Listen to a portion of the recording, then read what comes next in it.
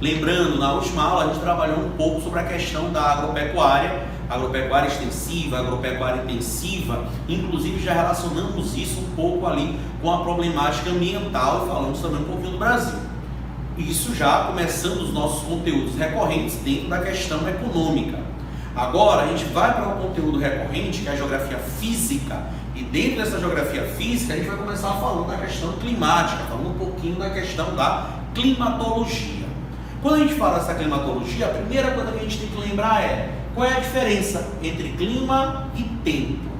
Lembra, tanto a questão climática, né, os fenômenos climáticos quanto os fenômenos temporais acontecem dentro da camada de ar que envolve a Terra, que é quem? A atmosfera. E essa atmosfera, ela tem a camada mais baixa, que é a troposfera. E é justamente dentro dessa troposfera que você vai ter esses fenômenos climáticos e essas sucessões temporais.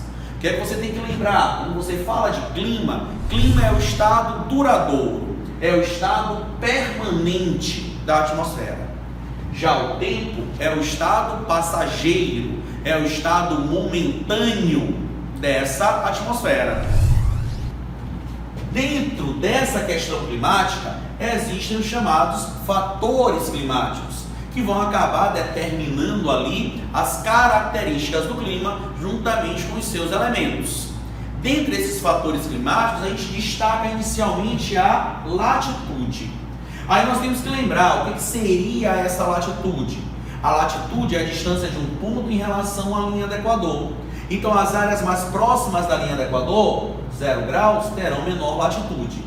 À medida que eu me afasto da linha do Equador, ou em direção ao extremo norte, ou em direção ao extremo sul, essa latitude vai aumentando.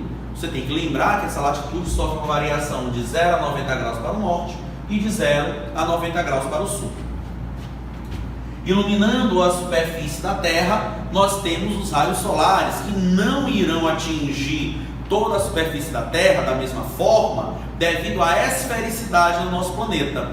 Então tem áreas próximas da linha do Equador, de baixa latitude, onde os raios solares vão atingir de maneira mais forte, de maneira mais intensa, de maneira perpendicular. Quando nós nos afastamos dessa região equatorial, os raios solares começam a atingir de maneira mais inclinada e perdem dessa forma intensidade. É por isso que as áreas no extremo norte e no extremo sul do planeta são áreas mais frias. Não é porque os raios solares não atingem, mas atingem de maneira mais inclinada, portanto de maneira mais fraca. Resultado: nas áreas de baixa latitude, elevada a temperatura. Me afasto da linha do Equador, a latitude aumenta e a temperatura o quê? Diminui. Isso acaba fazendo com que surjam as zonas climáticas ou zonas térmicas. Zona tropical, próximo da linha do Equador, e quando me afasto dessa zona tropical, a zona temperada e a zona polar. Além da latitude, tem que destacar também a altitude. Essa altitude, áreas de altitude mais baixas terão temperaturas mais altas. À medida que a altitude aumenta, a capacidade dessa atmosfera de absorver calor diminui. E aí eu vou ter altitude maior e temperatura o quê? Menor. Cabe destacar essa relação aqui, ó. A cada 200 metros de altitude, você tem a diminuição de 1 grau Celsius. Nas regiões montanhosas, nas áreas de cordilheiras, é muito comum que você tenha o topo dessas grandes montanhas, o topo dessa região montanhosa, coberta de quê? De neve. Tanto que já caiu uma questão em prova chamada de neve nos trópicos, fazendo uma referência à Cordilheira dos Andes. A Cordilheira dos Andes ela é formada na porção oeste da América do Sul, resultado do choque, da convergência entre duas placas tectônicas, a placa sul-americana e a placa násica. Elas se chocaram por um processo de convergência e ocorreu uma subducção. A placa násica mergulha e a placa sul-americana sobe. Então, só continuando aqui essa questão da altitude interferindo no clima.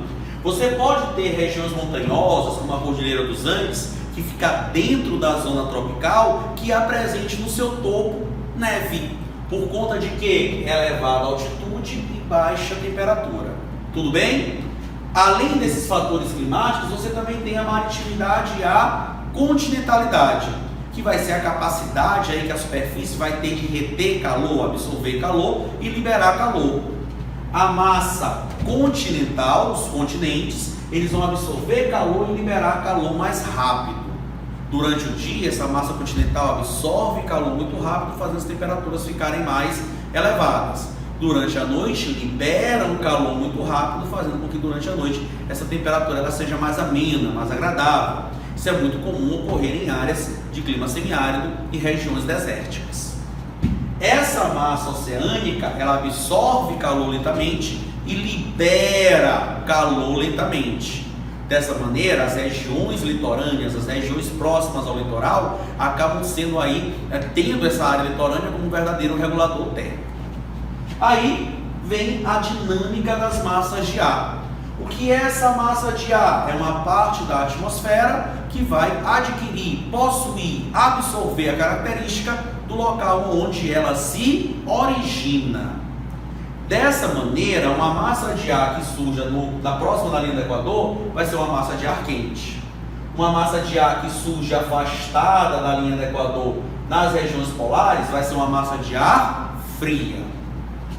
Se essa massa de ar surge no continente, seca. Se ela surge no oceano, úmida. Olha o Brasil. O Brasil é cortado ao norte pela linha do Equador e ao sul pelo trópico de Capricórnio. A maior parte do Brasil fica dentro da zona tropical, aquela área onde os raios solares atingem de maneira perpendicular, mais forte, mais intensa. Então, na maior parte do Brasil, você tem um clima quente. O sul do Brasil fica dentro da zona temperada sul, numa faixa subtropical.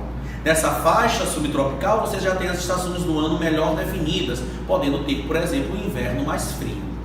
No território nacional, você tem a atuação de 5 massas de ar. Dessas 5 massas de ar, 4 delas são o quê? Quentes, pois 4 delas surgem dentro da zona tropical. Apenas uma delas é uma massa de ar o quê? Fria, que surge no sul do planeta. As massas de ar que são quentes, equatorial continental, equatorial atlântica, tropical atlântica e tropical continental. A massa de ar que é fria é a massa polar atlântica. O que eu quero que vocês percebam também? Que dessas 5 massas de ar, 3 são úmidas, pois trazem umidade para o Brasil do Oceano Atlântico, ou da chamada Amazônia Azul. A massa tropical continental é seca, mas a massa equatorial continental, essa não é seca, essa é úmida. Por quê? Porque ela vai absorver a umidade liberada pela floresta amazônica e pela bacia do rio Amazonas, através de um processo chamado de evapotranspiração. Dessa maneira, essa massa equatorial continental, mesmo surgindo no continente, acaba tendo uma grande quantidade de umidade, fazendo surgir ali os chamados rios voadores, grandes massas de ar carregando uma grande quantidade de umidade. Tudo bem? Tranquilo? Beijo grande, fiquem com Deus, até a próxima. Tchau, gente!